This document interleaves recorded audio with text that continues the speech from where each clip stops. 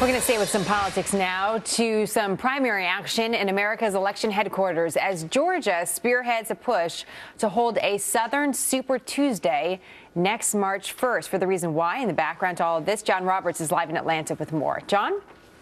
Jenna, good morning to you. The nation's secretaries of state are meeting at this hour in Washington, D.C. A big topic of discussion there is this idea for all the states of the Old South to band together in a Southern Super Tuesday. The idea would be for Georgia, Alabama, Mississippi, Tennessee, and Arkansas to all hold primaries on the 1st of March, 2016.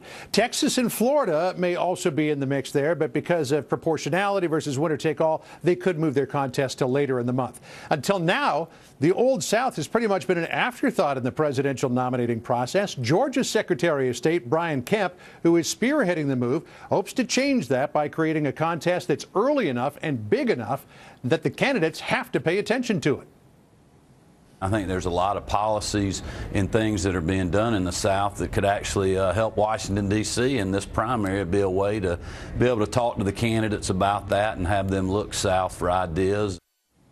Now, for a historical perspective, Democrats tried this back in 1988 in hopes that a moderate candidate would sweep the South. Instead, the vote was split across the region, and the liberal Michael Dukakis became the nominee. There are similar concerns for Republicans that a big Southern Super Tuesday next year could favor a candidate too far to the right to be elected nationwide.